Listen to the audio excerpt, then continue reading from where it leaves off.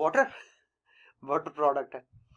अच्छा सुनो, मजेदार बात बताता हूं। जब भी बैलेंस्ड केमिकल इक्वेशंस की अमाउंट्स होंगी, रिएक्टेंट्स की अमाउंट्स कौन से वाली? बैलेंस्ड इक्वेशंस वाली। कैसे? आइए जरा देखते हैं। हाइड्रोजन एक एटम का मास 1 है, तो 2 2 जार 4 एटम्स हैं, तो ये बैलेंस इक्वेशन के मुताबिक 4 ग्राम बन गया। ऑक्सीजन का एक एटम 16 है, 2 से मल्टीप्लाई होकर कितना हो गया? 32 ग्राम हो गया। तो क्या तय करें कि ये जो 4 ग्राम हाइड्रोजन और 32 ग्राम ऑक्सीजन है, ये मुकम्मल रिएक्ट करके 36 ग्राम ऑफ वाटर प्रोड्यूस कर रहे हैं। तो इसका मतलब क्या है? यहाँ पे all the reactants are getting converting into products. Stoichiometric equation बन रही है, बैलेंस इक्वेशन बन रही है। और पहली असम्पशन क्या थी?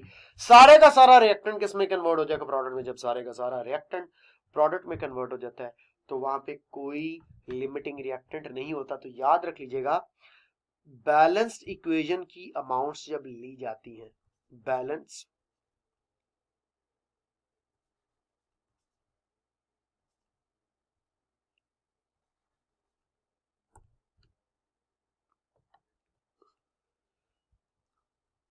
पेन पेन पेन तो बैलेंस्ड इक्वेशन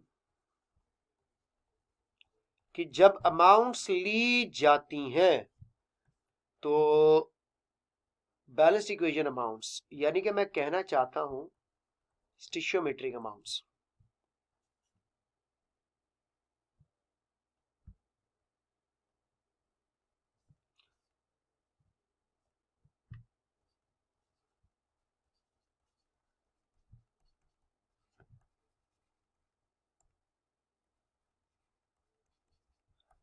तो जब भी स्टिशियोमेट्रिक अमाउंट्स ली जाती हैं तो उनमें कोई लिमिटिंग रिएक्टेंट नहीं होता। ये कॉन्सेप्ट अपने ज़हन में रख लीजिएगा। दूसरा, एक तो मैंने बता दिया बैलेंस्ड अमाउंट सारे का सारा रिएक्टेंट सॉल्ट में कन्वर्ट हो जाएगा, कोई लिमिटिंग रिएक्टेंट होगा। दूसरा भी याद रख लीजिएगा कि अगर रिएक्शन तुम्हारा रिवर्सिबल है तो रिवर्सिबल रिएक्शन में भी कोई लिमिटिंग रिएक्टेंट नहीं होता। रिवर्सिबल रिएक्शन में भी कोई लिमिटिंग रिएक्टेंट नहीं होता। ये बात अच्छे तरीके से ज़हन में रख लें। कैसे? मतलब कि अगर मैं नाइट्रोजन और हाइड्रोजन का रिएक्शन करवा करके अमोनिया बनाता हूं तो रिएक्शन रिवर्स हो जाएगा और हाइड्रोजन और नाइट्रोजन दोबारा से प्रोड्यूस हो जाएंगे। तो यहां पर भी कोई लिमिटिंग रिएक्टेंट नहीं होता। तो याद रख लीजिएगा, दो ऐसे पॉइंट्स हैं जहां पे कभी लिमिटिंग रिएक्टेंट नहीं होता। एक उनमें स्टिशियोमेट्रिक अमाउंट्स हैं और दूसरा उसमें रिवर्सिबल रिएक्शन है। ये दोनों चीजें आप लोग अच्छे तरीके से ज़हन में रखें। और अब इस क्वेश्चन की तरफ आते हैं। क्वेश्चन कहता है, बड़ा आसान हो जाएगा, मैं आपको समझा सकता हूं। 8 ग्राम हाइड्रोजन एंड ऑक्सीजन ने रिएक्ट करना है, कंप्लीटली प्रोड्यूस कितना वाटर करेंगे according to the chemical equation. इस केमिकल इक्वेशन के मुताबिक अब देखो, क्वेश्चन में 4 ग्राम और 32 ग्राम तो नहीं है, 8 ग्राम है, यानी कि दोनों हाइड्रोजन के और ऑक्सीजन दोनों के हमारे पास 8 ग्राम है। कितना ही आसान है इसको समझना, आपकी सोच है। क्या मतलब? 4 ग्राम की बजाय 8 ग्राम कर दिया। अब आपको पता है एक ऐसी स्टेज आती है जब बच्चा फौरन माइंड में जज करके भी आंसर तक पहुंच जाता है, लेकिन अभी वो स्टेज आप पे नहीं आएगी। उसके लिए थोड़ा सा आपको चिल्ला काटना पड़ेगा, फिर जाके मुराकबा करने के बाद वो मंजिल तय करते हुए बंदा वलायत के आला दर्जे पर पहुंचता है जनाब।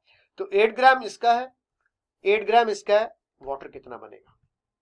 जो लिमिटिंग रिएक्टेंट होगा वही वाटर की क्वांटिटी कंट्रोल करता है, और यहीं से मैं जज कर सकता हूं, मैं जज कर सकता हूं अभी के लिमिटिंग रिएक्टेंट कौन है। क्यों? 4 ग्राम से मैंने हाइड्रोजन को 8 ग्राम कर दिया। लिमिटिंग रिएक्टेंट के लिए लेसर क्वांटिटी होनी चाहिए ना। ये तो अमाउंट बढ़ रही है, ये 32 ग्राम से कम करके कितना कर दिया? 8 ग्राम। इसका मतलब मैं यहीं पे जज कर सकता हूं कि हाँ, हाइड्रोजन की अमाउंट बढ़ गई क्वेश्चन में, ऑक्सीजन की अमाउंट कम हो गई। किसकी निस्बत? बैलेंस इक्वेशन की निस्बत। इसका मतलब है ऑक्सीजन पहले खत्म हो जाएगा, ऑक्सीजन ही लिमिटिंग रिएक्टेंट होगा, oxygen he amount of the water को कंट्रोल करेगा, और ऑक्सीजन से बनने वाला water he actual amount of the water होगा। आइए जरा इसको सॉल्व करता हूं आप लोगों के सामने। कैसे? देखिए बेटा, आप लोगों ने प्रॉपर रेशियो लगानी है हाइड्रोजन और मैंने जजमेंट का तरीका आपको बता दिया है, अब आपको कैलकुलेशन का तरीका भी बता रहा हूं। जरा चेक कीजिएगा, मैं आपको समझा रहा हूं कि हाइड्रोजन और वाटर को कंपेयर करें। अगर 4 ग्राम हाइड्रोजन हो बैलेंस इक्वेशन के मुताबिक तो जस्ट 36 ग्राम वाटर प्रोड्यूस करता है। 8 ग्राम का मतलब क्या होगा, अगर 4 से 8 डबल हो रहा है तो 36 का डबल कितना हुआ, 72 ग्राम। ये है वाटर जो हाइड्रोजन ने प्रोड्यूस करना है। ऑक्सीजन से पूछते हैं बैलेंस इक्वेशन बताओ, बैलेंस कहती है 32 ग्राम ऑक्सीजन से 36 ग्राम वाटर बनेगा। और अगर मैं जस्ट 8 कर देता हूं तो मैंने 4 टाइम्स कम कर दिया 32 से, तो इस 36 को भी 4 टाइम्स कम करूं तो ये जस्ट 9 ग्राम बनता है। तो बेटा एक तरफ 72 ग्राम है, एक तरफ 9 ग्राम है, कौन सी लेस क्वांटिटी है, 9 ग्राम। किससे प्रोड्यूस हो रही है, ऑक्सीजन से। इसका मतलब है यहाँ पे ऑक्सीजन लिमिटिंग रिएक्टेंट है। और ऑफ कोर्स जो वाटर प्रोड्यूस होगा, actual amount of the product भी इसी लिमिटिंग रिएक्टेंट से ही ली जाएगी। और लिमिटिंग रिएक्टेंट की क्वांटिटी यहाँ पे पड़ी हुई है 9 ग्राम। तो माय डियर स्टूडेंट्स, ये थी एक इंपॉर्टेंट बात जो लिमिटिंग रिएक्टेंट की कैलकुलेशन से रिलेटेड मैंने आपको बताई। इसको रैप अप करता हूँ, समराइज करता हूँ, गौर से सुनिएगा। गिवन क्वांटिटी से मैंने मोल्स क्यों नहीं निकाले, क्योंकि मेरे पास अब मैस से रिलेशनशिप चला। जब मोल रिलेशनशिप निकालना होगा तो फिर आप मोल कैलकुलेट कर सकते हैं, आप मोल्स वाले फॉर्मूला से भी इसको कर सकते हैं, मोल्स के हिसाब से भी कर सकते हैं। लेकिन मैंने ऊपर बैलेंस्ड इक्वेशन की अमाउंट्स लिखी हुई थी तो मैंने अमाउंट्स का मैस से रिलेशनशिप लगाया और देखा दोनों रिएक्टेंट में से जो less amount of the product बनाते हैं वही लिमिटिंग रिएक्टेंट होता है, and actual amount of the product भी वही कंसिडर की जाती है। इसी के साथ ये कॉन्सेप्ट आप लोगों का फाइनलाइज करते हुए आप लोगों को आइडिया दे दिया कि किस तरह से इस तरह के न्यूमेरिकल्स को सॉर्ट आउट किया जाता है। ये आपका चैप्टर नंबर 1 जो था फर्स्ट ईयर का मुकम्मल फिनिश्ड हो जाता है, जो यूएचएस के सिलेबस का। इसी यूएचएस के फर्स्ट यूनिट के अंदर सॉल्यूशन से रिलेटेड जो है कुछ बातें हैं वो भी आप लोगों को, सॉल्यूशन की कंसंट्रेशन से रिलेटेड वो नेक्स्ट वीडियो में लेकर के जा रहा हूँ। यील्ड वाला टॉपिक इंक्लूड नहीं है, यील्ड वाला टॉपिक निकल चुका है, लेकिन यील्ड वाले टॉपिक में भी सेम यही लिमिटिंग रिएक्टेंट का कॉन्सेप्ट एप्लीकेबल होता है। उसके रिलेटेड भी थोड़ा बहुत आप लोगों को गाइड कर देता हूँ, तो उसके लिए नेक्स्ट वीडियो वॉच कीजिएगा। Thank you so much, Allah Hafiz.